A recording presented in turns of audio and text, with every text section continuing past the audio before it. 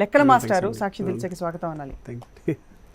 ఇవాళ ఎంత పర్సంటేజ్ నిజాయితీగా దిల్సే మాట్లాడతారు ఇవాళ మా షోలో? I try 10%. 10%? అంటే మీరు అన్ని అబద్ధాలు చెప్తుంటారు మామూలుగా. కాదు, జనాలకి ఏంటంటే కొన్ని మన అబద్ధాలు చెప్పిన నిజాలు కనిపిస్తుంటాయి, నిజాలు అబద్ధాలు కనిపిస్తుంటాయి.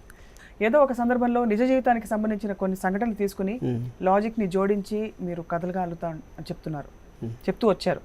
సో మీ సినిమాలో ఎంత నిజాయితీ ఉంది మామూలుగా? మన చుట్టూ ఉన్న చాలా లైఫ్లే చాలా క్రిటికల్, చాలా కాంప్లికేటెడ్. సో బోర్డు ఇన్సిడెంట్స్ రోజు జరుగుతూ ఉంటాయి. వాటిని కాపీ చేయడానికి టైం సరిపోదు. సో సెపరేట్గా మనం ఏదైనా ఒక మూవీ చూసి కాపీ చేయడానికి అంత టైం లేదు. 100% లవ్ సినిమా చూసిన వాళ్ళందరూ ఒక ఫ్రెష్ లవ్ స్టోరీ వచ్చిందని మళ్ళీ they are all expressing lot of happiness. మీ సినిమా చూసి చాలా బాగుందని చెప్తున్నారు.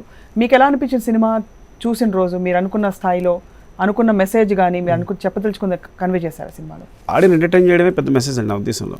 సో మేమేమి సినిమాలో నిజంగా ఏంటంటే ఆడియన్స్కి మనం ఏం చేయట్లేదు, ప్రజాసేవం చేయట్లేదు. కానీ చూడండి, బాగా ప్రజాసేవ చేసే వాళ్ళకన్నా వీళ్ళకి ఎక్కువ క్రేజ్ ఉంటుంది సినిమా స్టార్స్ అన్నా లేకపోతే. ఎందుకంటారు? ఎందుకంటే బికాస్ వాళ్ళు ఎంటర్టైన్ చేస్తున్నారు కాబట్టి.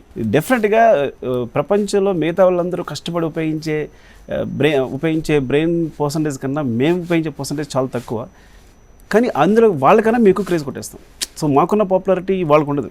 హాయిగా 35,000 రూపాయల జీతం వదులుకుని ఎగ్జాక్ట్గా 1400 కోసం మీరు అవును నిజంగా అసిస్టెంట్ డైరెక్టర్ చేరింది అదే రీజన్ అంటారా? అంటే 100% లేదండి. ఇప్పుడు నాకు చాలా పెద్ద ఫేమ్ కొట్టేయాలి, అందరికీ నేను తెలియాలి అనుకున్నప్పుడు ఒక ఈజియెస్ట్ వే ఏంటంటే, చిన్నప్పుడు ఏంటంటే ఒక ఐన్స్టీన్ ఆలోచించి పెద్ద ప్రొఫెసర్ సైంటిస్ట్ అయిపోవాలనుకున్నాను. కానీ చాలా కష్టమైన విషయం. ఒక సైన్స్ ఎగ్జిబిషన్కి వెళ్తే వాళ్ళు చేసినవన్నీ చూసి చాలా కష్టం తెలిసిపోయింది. ఇంత బ్రెయిన్ లేదు మనకంటే, ఇప్పుడు ఏం చేయాలి పేరు కొట్టడానికంటే.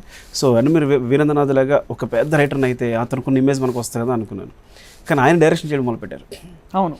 సో డైరెక్షన్ అంటే ఆయన డైరెక్షన్ ఇంతకన్నా గొప్పదనమాట. మేబీ డైరెక్షన్తో ఇంకా ఫేమ్ తెచ్చుకోవచ్చు అనమాట అని. సో ఇది బాగుంది. సో నేను కేవలం చాలా స్వార్థపూరితంగా సెల్ఫిష్గా ఆలోచించి ఎక్కువ ఫేమ్ ఎంత ఈజీగా కొట్టేయచ్చు అని ఆలోచించి ఇలా వచ్చేసారు.